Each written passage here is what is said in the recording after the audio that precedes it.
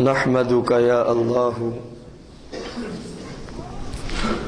على ما خلقتنا وعلى ما رزقتنا وعلى ما هديتنا إلى صراط مستقيم، والصلاة والسلام على سيد الأنبياء والمرسلين.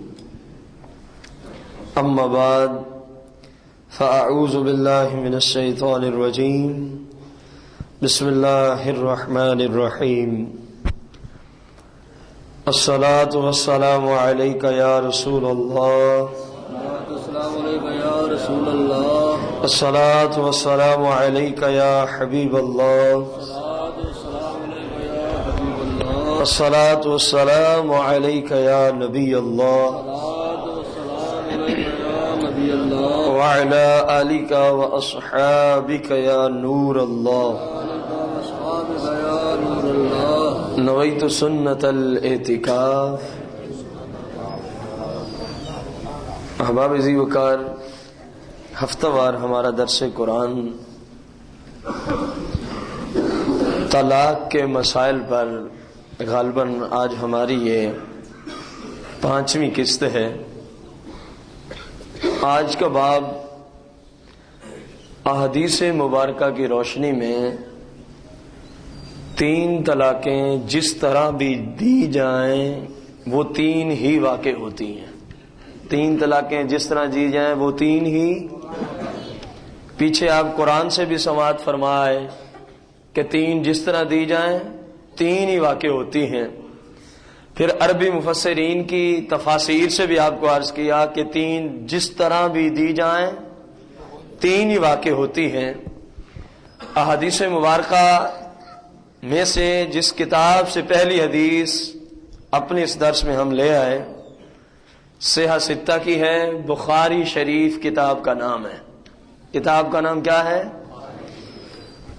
اور یہ یاد رکھیں کہ ہم فقط وہی احادیث یہاں ذکر کریں گے جن کی سند پہ کسی کو کوئی کلام نہیں ہے، کسی کو کوئی اس چیز کی بھی ہم ذمہ داری سے گفتگو کرنے کے عادی ہیں، خصوصاً جب اس طرح کے مسائل ہوں حلال و حرام کے.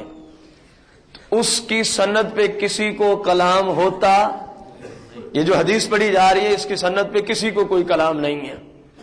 غور کرنا، صحیح بخاری شریف میں یہ حدیث شریف موجود ہے. رسول کائنات، فخر موجودات، مالک و مختار آقا، غیب دان نبی علیہ الصلاۃ والتسلیم سے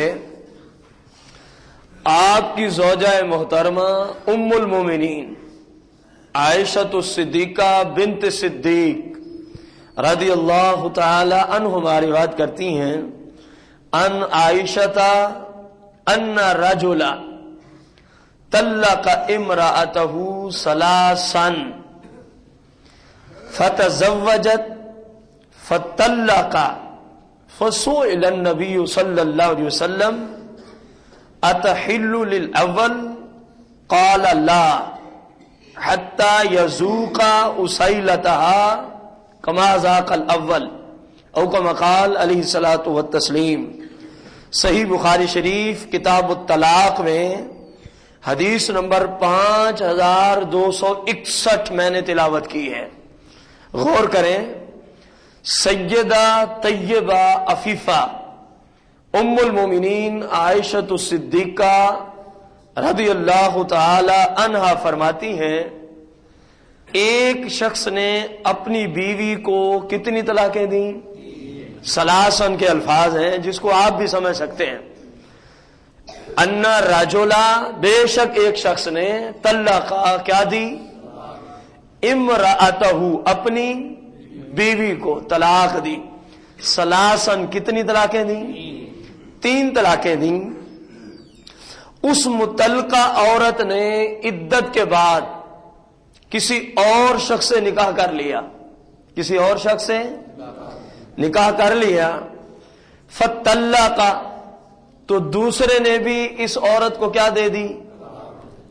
اب یہ سارا ماجرا مصطفیٰ کریم علیہ السلام کی بارگاہ قدسیہ میں لے آئے کہ یا رسول اللہ اس طرح ہوا، اس عورت کو پہلے شوہر نے کتنی طلاقیں دیں، پھر اس نے عدت گزاری، اس کے بعد کسی اور بندے سے کیا کیا، نکاح کیا، تو اس دوسرے شوہر نے بھی اس کو کیا دے دی، فسئل النبی صلی اللہ علیہ وسلم، یہ سارا ماجرا عرض کر کے عرض کرنے لگے آقا یہ بتائیے اتحل للاول، کیا اب یہ پہلے شوہر کے لیے حلال ہو گئی ہے، کیا اب یہ پہلے شوہر کے لیے حلال، قال لا، فرمایا صحابہ نہیں، یہ پہلے شوہر کے لیے حلال ہوئی، وجہ کیا ہے، کیونکہ پہلے شوہر نے کتنی طلاقیں دی تھیں، عدت گزار کے دوسرے شوہر سے اس نے کیا کیا، نکاح کر لیا کسی اور شخص جو اس کا دوسرا شوہر بنا، لیکن ہوا یہ کہ ابھی تک فقط نکاح کیا تھا، ان دونوں کا آپس میں ملاپ ہوا تو اس نے طلاق دے دی، دوسرے شوہر نے کیا دے دی، طلاق دے دی۔ اب آقا کریم کی بارگاہ میں یہ فتویٰ لینے آئے کیا حلالہ ہو گیا ہے، کیا حلالہ، ظاہر حلالہ ہوگا تو 3 طلاقیں جس نے دی تھی شوہر اول نے، اس کے لیے وہ حلال ہوگی۔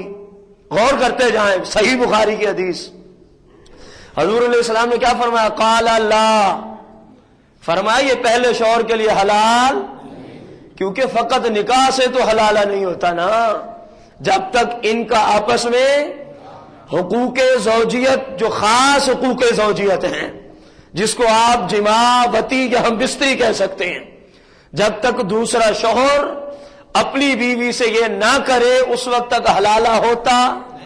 دیکھیں یہ میں نہیں کہہ رہا، بخاری شریف کی حدیث میں آقا کریم نے پھر صحابہ کو سمجھا دیا کہ تم پوچھ رہے ہو پہلے نے کتنی طلاقیں دیں، پھر حلالے کے اعتبار سے اگرچہ یہ مروجہ معاملہ نہیں تھا، لیکن دوسرا نکاح اس کا کیا گیا کسی اور شخص سے، اس نے بھی کیا دے دی، حضور علیہ السلام نے فرمایا اس طرح کوئی کسی کے لیے حلال ہوتا، ہاں طریقہ میں بتا دیتا ہوں، فرمایا حتی یذوق اسیلتھا کما ذاق الاول، فرمایا صحابہ جب تک دوسرا شوہر اس سے ہم بستر نہ ہو لے، جب تک دوسرا شوہر اس عورت سے، دیکھیں نا، حتی یذوق اسیلتھا، یہاں تک کہ یہ شوہر ثانی اس کے شہد کو نہ چکھ لے، اس عورت کے شہد کو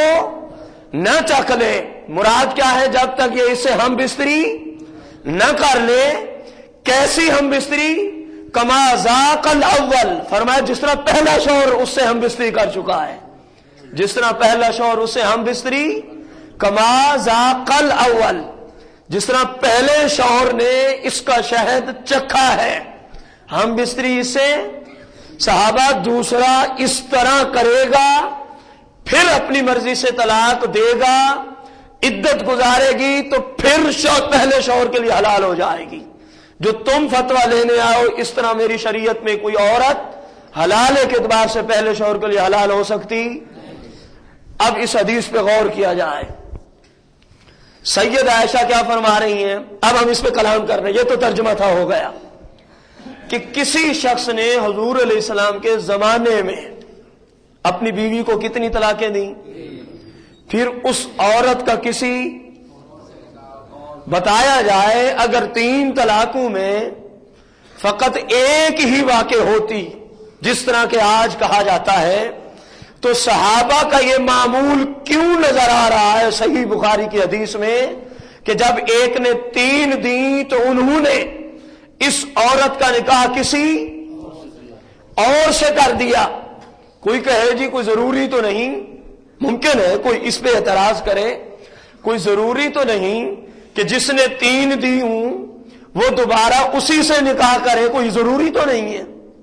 میں کہوں گا یہاں سیاق و سباق بتا رہا ہے کہ دوسرے نے نکاح کیا پھر کیا دے دی، پھر صحابہ فتویٰ کیا لینے آ رہے ہیں، کیا یہ پہلے کے لیے حلال، یہ سیاق و سباق بتا رہا ہے کہ وہ پہلے شوہر کے پاس جانا چاہتی تھی تو پتہ چلا صحابہ کے عرف میں، صحابہ کے نظریات میں، جو شخص اپنی بیوی کو کتنی طلاقیں دیتا تھا؟ جب تک شرعی حلالہ نہ ہو جاتا وہ پہلے شوہر کے لیے اس عورت کو حلال سمجھتے، تبھی تو دوسری جگہ نکاح کیا۔ یہ آ گیا صحابہ کا عرف۔ پھر آئیے جب آقا کریم سے یہی فتویٰ لیا جا رہا ہے، یا رسول اللہ ایک بندے نے اپنی بیوی کو کتنی دی؟ 3 طلاقیں دیں، اور اس کے بعد ہم نے اس عورت کا کسی اور سے نکاح بھی، اس شوہر نے اس عورت کو دوسرے نے طلاق بھی، لیکن آپس میں ملاپ ہوا۔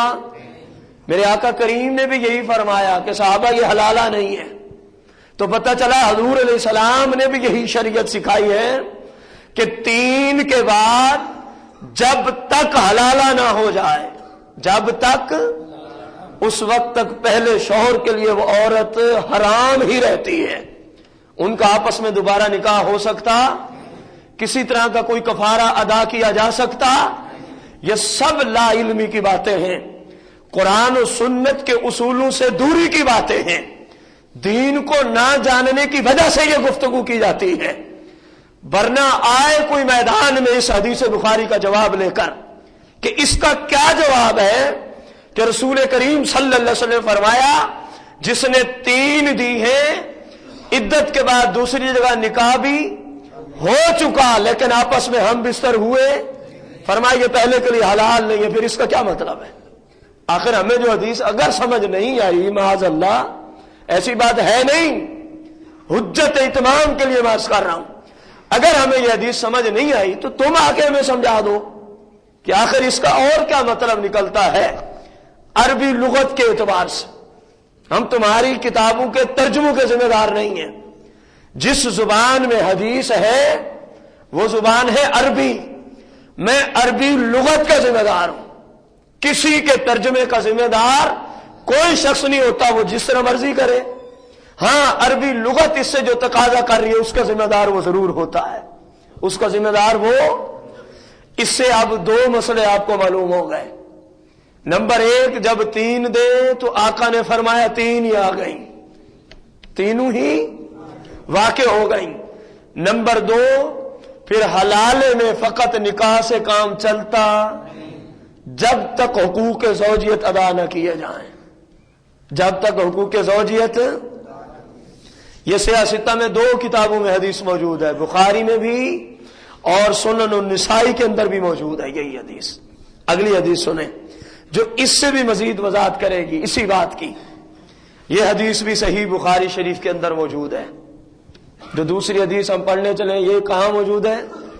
صحیح بخاری شریف کے اندر یہ حدیث پاک موجود ہے۔ اور بڑی مزے کی بات میں آپ کو بتاؤں، امام بخاری نے اس حدیث کو صحیح بخاری میں 7 جگہ پہ ذکر کیا ہے۔ کتنی جگہوں پہ ذکر کیا ہے؟ ہمارے پاس ان احادیث کے نمبر بھی یہاں موجود ہیں، کسی بھائی کو درکار ہوں تو صحیح بخاری متن عربی، اردو والی بات نہیں ہو رہی، متن عربی سے یہی حدیث کتنی جگہوں پہ امام بخاری نے ذکر کی؟ غور کریں، آخر کوئی مقام تھا تو بار بار لے آئے نا۔ اگر یہ حدیث ہی سنت کے اعتبار سے ضعیف ہوتی تو امام بخاری جیسی ہستی چلو 1 مرتبہ تو ذکر کر دیتے، 7 مرتبہ تو ذکر نہ کرتے نا۔ 7 جگہوں پہ امام بخاری نے صحیح بخاری میں اس حدیث کو نقل کیا جو اب ہم پڑھنے چلے ہیں۔ اس حدیث کی راویہ بھی ام المومنین سیدہ طیبہ عائشہ صدیقہ عفیفہ رضی اللہ عنہا ہے، ان عائشہ رضی اللہ عنہ جاءت امرأة رفاعة القرزی الی النبی صلی اللہ علیہ وسلم۔ سیدہ عائشہ فرماتی ہیں کہ حضرت رفاع قرزی کی بیوی رسول کریم صلی اللہ علیہ وسلم کی بارگاہ میں آئیں۔ کہاں آئیں؟ مصطفیٰ کریم آقا کی بارگاہ میں۔ فقالت، آ کے عرض کی، کنت عند رفاعۃ، یا رسول اللہ میں نکاح کے اعتبار سے رفا کے پاس تھی. کس مرد کے پاس تھی؟ رفا قرظی کے پاس تھی. فطلقنی فابت طلاقی، پس اس نے مجھے طلاق دی اور 3 طلاقیں دی. فابت طلاقی، کون سی طلاقیں دی؟ 3 طلاقیں دی.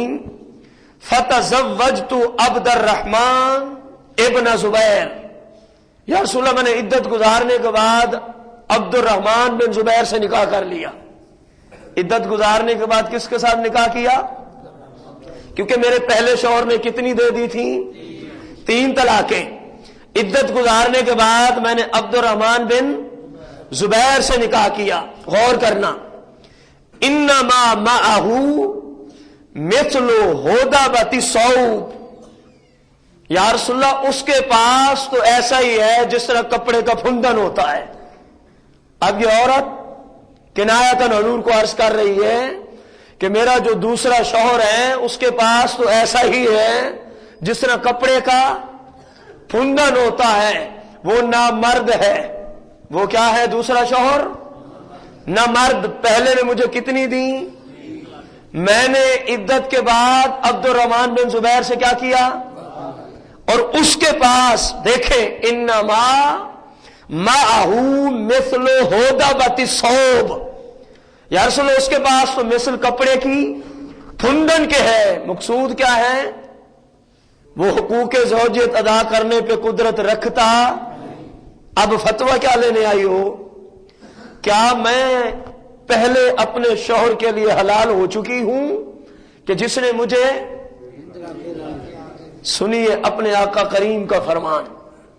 فقال، ارشاد فرمایا، اتریدین ان ترجعی الی رفاء، کیا تیرا اس فتوے کے پوچھنے سے مقصود یہ ہے؟ اتریدین، کیا تو ارادہ رکھتی ہے؟ ان ترجی، کہ تو لوٹ جائے الی رفاء، پہلے شوہر کی طرف، اس سے تو نکاح کرنے کا ارادہ رکھتی ہے. یہ جو تو عبد الرحمن بن زبیر اور یہ سارا تو نے مجھے واقعہ سنایا ہے، یہ بتا کہ کیا تو اب پہلے شوہر سے نکاح کرنا چاہتی ہے؟ اس نے عرض کی جی ہاں یا رسول اللہ میں یہی فتویٰ لینے آئی ہوں. کیا اب میں پہلے شوہر کے لیے حلال ہو چکی ہوں یا نہیں؟ تو فرمایا اللہ. فرمایا تو پہلے شوہر کے لیے حلال ہوئی. کیوں؟ خود ارشاد فرما دیا، حتی تذوقی اسیلتہ ویذوق اسیلتک، فرمایا اس وقت تک تیرا حلالہ صحیح نہیں ہے جب تک تذوقی اسیلتہ، تو اپنے دوسرے شوہر کا شہد نہ چکھ لے. ویذوق اسیلتک، اور تیرا دوسرا شوہر تیرا شہد نہ چکھ لے. اس وقت تک تو پہلے شوہر کے ساتھ حلال ہو سکتی. جس طرح عورت نے کلام کیا کنایتاً کہ اس کے پاس مثل کپڑے کے پھندن کے ہے، تو آقا کریم نے بھی کلام کا جواب دیا کنایتاً. فرمایا جب تک تو اس کا شہد نہ چکھ لے، وہ تیرا شہد نہ چکھ لے، تو پہلے شوہر کے لیے حلال ہو سکتی. مطلب کیا ہے؟ جب تک یہ دوسرا شوہر تجھ سے ہم بستر نہ ہو لے، پہلے شوہر کے لیے تو حلال ہو سکتی. بتائیے اگر 3 طلاقوں کے بعد کسی کفارے کی وجہ سے اگر عورت پہلے شوہر کے لیے حلال ہو سکتی عند شرع، تو کیا خیال ہے میرے آقا کریم اس عورت کو وہ فتویٰ نہ دے دیتے؟ چلو تو نے اتنی بڑی ہمت کی، پہلے نے تجھے 3 دی، دوسرے سے تو نے نکاح کیا، وہ نامرد نکل آئے. وہ کس طرح کا نکلا؟ چلو میں تجھے یہ کہتا ہوں 60 مسکینوں کو کھانا کھلا دے تو پہلے کے لیے حلال ہو جائے گی. اگر اسلام میں کوئی گنجائش ہوتی تو حضور ضرور فتویٰ دے دیتے، کیونکہ ایک امتی آقا کی بارگاہ میں پہنچا ہو اپنا سوال اور مشکل لے کر، تو آقا کی ذمہ داری ہے کہ نہیں کہ اس کو جو اس میں اسلام کا حل ہے وہی پیش کیا جائے. تو حضور علیہ السلام نے نہ تو یہ فرمایا کہ 3 طلاقوں کے بعد حلالے کی ضرورت نہیں، نہ یہ فرمایا کہ 3 دے دی تو کچھ نہیں ہوتا، 60 مسکینوں کو تو پتہ چلا یہ اسلام میں کوئی چیز نہیں ہے، یہ جہالت ہے۔ یہ کیا ہے؟ حضور سے بڑا اسلام میں کوئی مفتی مائی کلال آ سکتا ہی نہیں ہے۔ جو اس بات کا قائل ہو وہ کافر ہے، جو اس بات کا قائل ہو وہ دار اسلام سے خارج ہے، کیونکہ حضور علیہ السلام اللہ کے نبی ہیں اور آخری نبی ہیں، اور غیر نبی نبی سے کسی بھی فن میں بڑھ نہیں سکتا۔ اب جو اس کا قائل ہوگا تو گویا وہ اس بات کا قائل ہے کہ میں اس چیز کا قائل ہوں حضور کے بعد بھی کوئی اور نبی معاذ اللہ آ سکتا ہے، کیونکہ نبی کے سوا تو کوئی آپ سے بڑھ، یہ مسلمانوں کا عقیدہ ہے۔ یہ کیسی بات ہے غیر نبی نبی سے فضیلت والا ہو جائے، یہ تو سمجھ میں ہی نہیں آتی۔ تو حضور نے فرمایا جب 3 طلاقیں دی جائیں تو ایک ہی حل ہے، وہ کیا ہے؟ اونچی بولے بھائی، اونچی بولے، وہ حلالہ ہیں۔ حلالہ کیا ہے؟ اسلام کی روشنی میں دوسرے شخص سے کیا کیا جائے؟ کوئی شرط شرائط نہیں ہونی چاہیے۔ تیرا نکاح کر رہے ہیں تو رات گزار کے طلاق دینا، اس طرح کی شرط کو اسلام نہیں مانتا۔ کسی طرح کی کوئی شرط ہونی، فقط اسے نکاح کر دیں، یہ آپس میں پھر حقوق زوجیت ادا کریں، ملاپ ہو ان کا۔ اب اپنی مرضی سے اگر طلاق دے دے، عدت کے بعد پھر پہلے شوہر کے لیے یہ عورت حلال ہو سکتی ہے نکاح کی دنیا میں۔ سمجھ آ گئی ہے؟ یہ حدیث بھی کہاں موجود ہے؟ صحیح بخاری شریف میں، سیاہ ستہ میں، اور سیاہ ستہ کی دوسری کتاب سنن نسائی کے اندر بھی یہ حدیث شریف موجود ہے۔ غور کریں، مصطفیٰ کریم آقا رؤوف الرحیم علیہ الصلاۃ والتسلیم کی شریعت میں سیاہ ستہ سے تیسری حدیث آج کے درس میں اور آخری حدیث، یہ ابو داؤد کے اندر موجود ہے۔ یہ حدیث کہاں موجود ہے؟ امام ابو داؤد نے کتاب الطلاق میں حدیث نمبر 2197 پہ اس حدیث کو نقل کیا ہے۔ امام ابو داؤد جو سیاہ ستہ میں سے ایک کتاب ہے۔ ان مجاہد قال کنت عند ابن عباس فجاءہ رجل فقال، حضرت مجاہد کہتے ہیں میں حضرت عبداللہ بن عباس کے پاس بیٹھا تھا۔ کہاں بیٹھا تھا؟ کیونکہ عبداللہ بن عباس صحابہ کرام میں سے جو چند حضرات مفتی تھے، صحابہ کو جو فتویٰ دیتے تھے، ان میں سے حضرت عبداللہ کا بھی شمار آتا ہے، عبداللہ بن عباس کا بھی، جس طرح عبداللہ بن مسعود بھی صحابہ کے مفتی تھے، اسی طرح عبداللہ بن عباس بھی صحابہ کے کیا تھے؟ اب غور کریں، آج بھی مفتی کا شریعت میں بڑا مقام ہے، آج بھی مفتی کا شریعت میں بڑا، لیکن آپ اس مفتی کا کیا مقام جانیں جو صحابہ کا بھی مفتی ہو، جو اہل بیت کا بھی مفتی ہو، جس مفتی سے فتویٰ صحابہ لینے آ رہے ہوں، جس مفتی سے فتویٰ اہل بیت اطہار لینے آ رہے ہوں، اس مفتی کی کیا شان ہوگی اللہ کی بارگاہ میں۔ عبداللہ بن عباس صحابہ کرام کے مفتی تھے۔ صحابہ کرام کے کیا تھے؟ حضرت مجاہد کہتے ہیں میں بیٹھا تھا، فجاءہ رجل، تو ایک شخص آ گیا فتویٰ لینے، ایک شخص آ گیا، فقال، فتوے کے لیے پہلے وہ اپنا سوال عرض کر رہا ہے۔ اس شخص نے عرض کی انہو طلق امرأتہ ثلاثا، اس شخص نے عرض کی اے عبداللہ بن عباس میں نے اپنی بیوی کو کتنی طلاقیں دیں؟ انہو طلق امرأتہ ثلاثا، کتنی طلاقیں دیں؟ قال، حضرت مجاہد فرماتے ہیں فسکت، اس کے سوال کو سننے کے بعد حضرت عبداللہ بن عباس کیا ہو گئے؟ فسکت، خاموش ہو گئے۔ اس نے کہا نا میں نے 3 دے بیٹھا ہوں، ایک ہی دفعہ دے بیٹھا ہوں، ایک ہی مجلس میں دے بیٹھا ہوں، میں آپ سے حل پوچھنے آیا ہوں، اب میرے لیے وہ بیوی کس طرح حلال ہو سکتی ہے؟ حضرت مجاہد کہتے ہیں فسکت، حضرت عبداللہ بن عباس کیا ہو گئے؟ اتنی دیر خاموش ہو گئے حتی ظننت، انہو رادھا الی، مجھے گمان ہونے لگا کہ شاید یہ ان کی بیوی کو واپس لوٹانا چاہتے ہیں، اس لیے سوچ و بچار میں پڑے ہوئے ہیں۔ شاید حضرت مجاہد کہتے ہیں اتنی دیر عبداللہ بن عباس کیا ہو گئے کہ مجھے خیال آنے لگے، مجھے یہ گمان ہونے لگا، پتہ نہیں یہ سوچ و بچار میں پڑ رہے ہیں، آج تک تو کبھی اتنی دیر نہیں سوچا، جیسے ہی 3 طلاقوں والا آیا فوراً کہہ دیا حلالے کے بغیر کوئی حال نہیں ہے۔ میں اکثر ان کے ساتھ رہتا، آج جو سوچ میں پڑ رہے ہیں مجھے گمان ہونے لگا، پتہ نہیں کوئی ان کے لیے راستہ تو نہیں نکالنے لگے حلالے کے علاوہ۔ کہتے ہیں بس تھوڑی دیر کے بعد ثم قال، عبداللہ بن عباس یوں بول اٹھے، فرمایا ینطلق احدکم، تم میں سے کوئی ایک شخص اس حالت پہ ہو جاتا ہے، فیرکب الحموقۃ، وہ بے وقوفی کی سواری پہ سوار ہو جاتا ہے، وہ احمق کام کر بیٹھتا ہے، وہ بے وقوفوں والا کام کر بیٹھتا ہے، ثم یقول، پھر کہنا شروع کر دیتا ہے، یا ابن عباس یا ابن عباس یا ابن عباس، میرے لیے کوئی حل نکالے، میرے لیے کوئی۔ فرمایا بے وقوفیاں کر کے، احمقانہ فعل کر کے پھر آ جاتے ہیں کس کے پاس؟ عبداللہ بن عباس کے پاس، جو صحابہ کا کیا ہے؟ مفتی ہے۔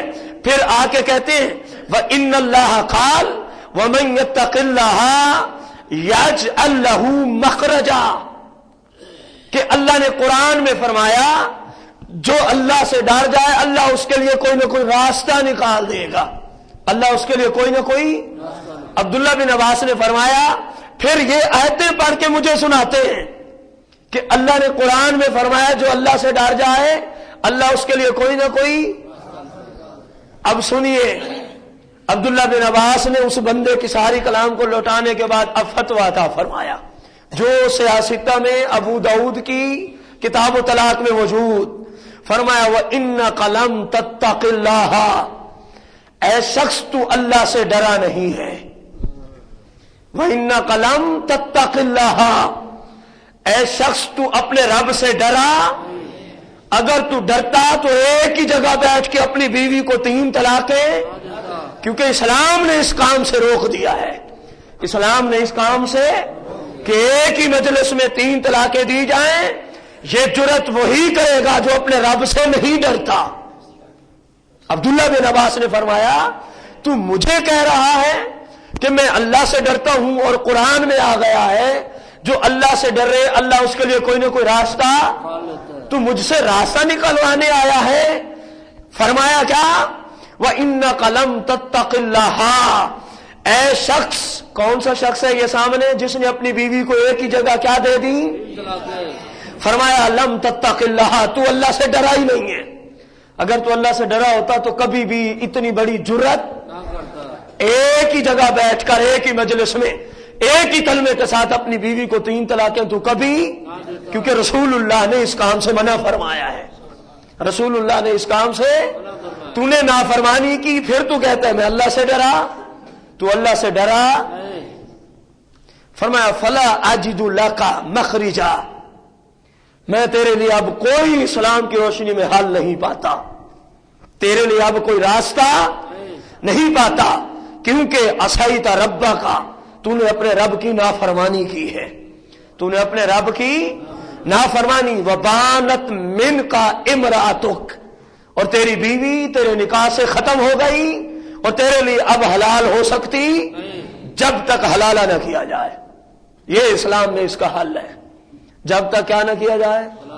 اب غور کریں آج کے درس میں آپ نے کتنی حدیثیں سماعت فرمائیں؟ 3، 2 بخاری شریف سے اور 1 ابو داؤد سے، تینوں کتابیں صحیح 6 کی۔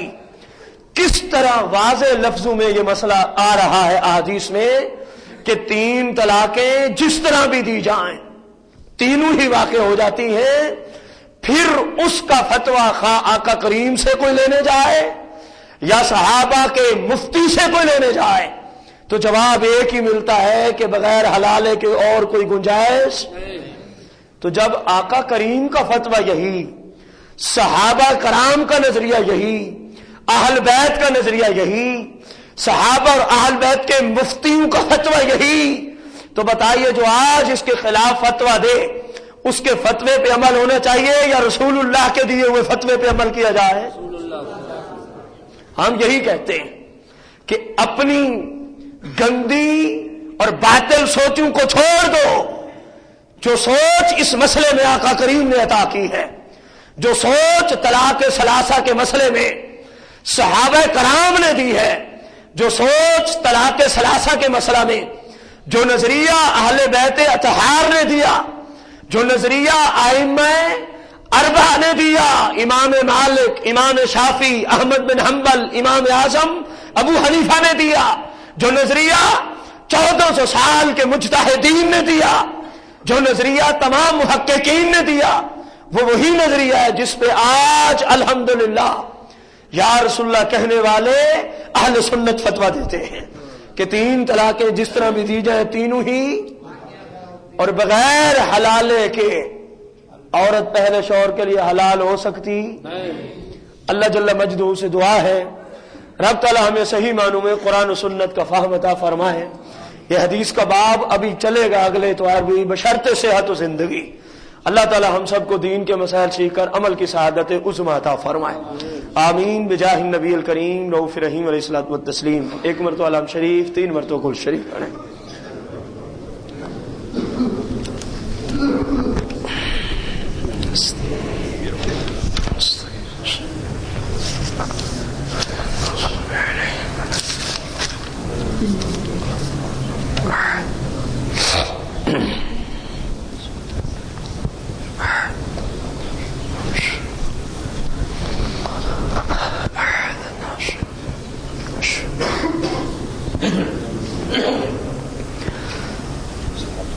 الصلاة والسلام عليك يا رسول الله، الصلاة والسلام عليك يا حبيب الله، الصلاة والسلام عليك يا نبي الله، وعلى آلك وصحابك يا نور الله۔ بسم الله الرحمن الرحيم، اللهم صل على سيدنا محمد النبي الأمي وعلى آله وأصحابه وأزواجه أجمعين۔ يا الله يا رحمن يا رحيم يا أرحم الراحمين، يا أرحم الراحمين يا أرحم الراحمين۔ یا مولا کریم، درس قرآن درس حدیث کا تیری بارگاہ قدسیہ سے ہم سب کو تیری شایان شان جتنا ثواب ملا سب کا سب آقا کریم رؤوف رحیم علیہ السلام کی بارگاہ قدسیہ میں تحفتاً ہدیتاً پیش کرتے ہیں۔ ہم سب کی طرف سے اپنی بارگاہ اقدس میں شرف قبولیت فرما۔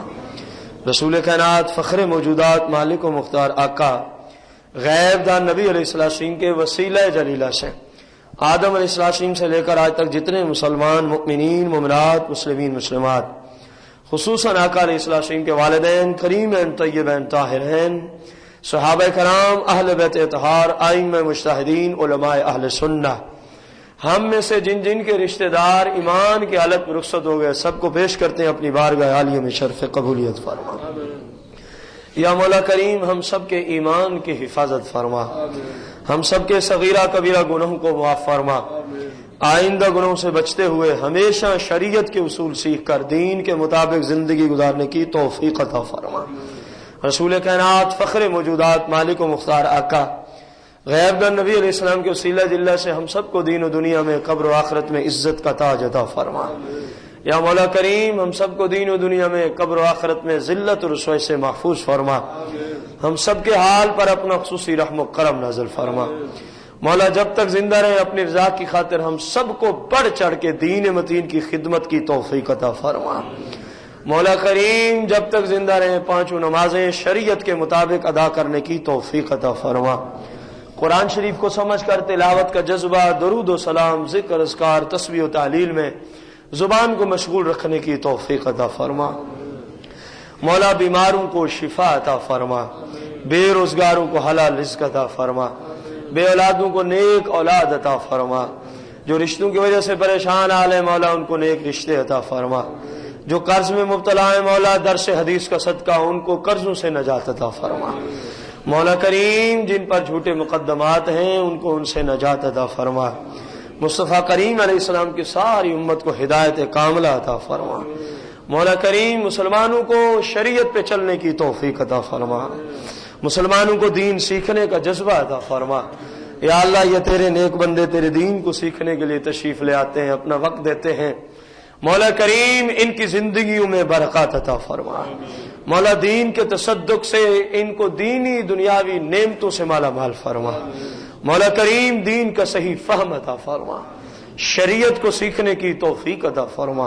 سیکھ کر ہمیں ہم سب کے گھر والوں کو پوری امت مسلمہ کو عمل کی توفیق عطا فرما۔ مولا کریم اپنے اس گھر کو آباد و شاد فرما، جو بھائی تیرے گھر کو آباد کیے بیٹھے ان سب کے گھروں کو آباد و شاد فرما۔ ہمارے وطن عزیز ملک پاکستان کی حفاظت فرما، یا ارحم الراحمین وطن عزیز ملک پاکستان کی حفاظت فرما۔ یا مولا کریم دہشت گردوں کو تباہ و برباد فرما۔ اللہم ربنا آتنا فی الدنیا حسنہ وفی الآخرۃ حسنۃ وقنا عذاب النار بجاہ النبی المختار۔ ان اللہ وملائکتہ یصلون علی النبی یا ایھا الذین آمنوا صلوا علیہ وسلموا تسلیما۔ صلاۃ والسلام علیک یا رسول اللہ، صلاۃ والسلام علیک یا حبیب، بحق لا الہ